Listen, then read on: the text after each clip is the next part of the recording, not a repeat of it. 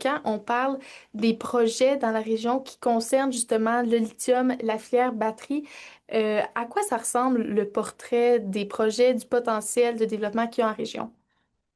Oui, ben c'est sûr que l'Abitibi-Témiscamingue, c'est une région qui fait appel à il y a différents minéraux critiques et stratégiques qui peuvent être extraits. Il y a notamment le lithium, évidemment, puis il y a plusieurs autres minéraux critiques et stratégiques qui sont dans différentes régions là, du Québec.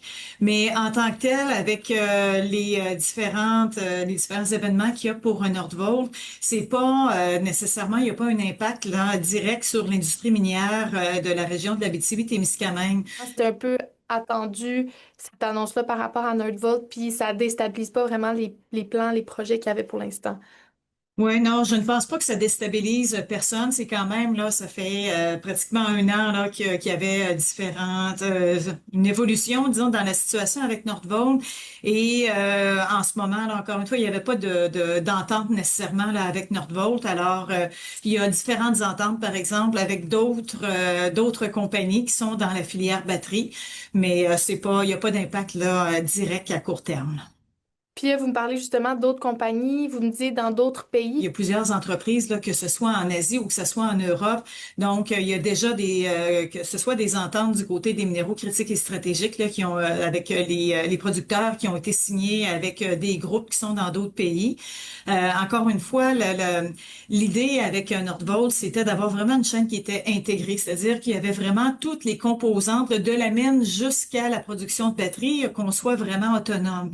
Alors, il reste que les autres joueurs dans l'écosystème au Québec, ils sont toujours là. Il y en a vraiment à différentes étapes. On connaît beaucoup là, en région Sayona avec le projet Lithium Amérique du Nord. Est-ce que, il y a d'autres projets en cours? La transition vers l'électrification, hein, c'est quelque chose là qui continue.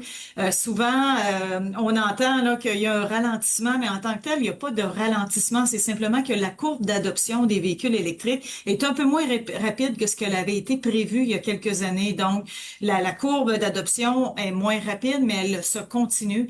Alors, ça donne également le temps à différents projets miniers là de voir le jour. Donc, ça reste un beau potentiel là, pour la région de l'Abitibi-Témiscamingue à ce niveau-là.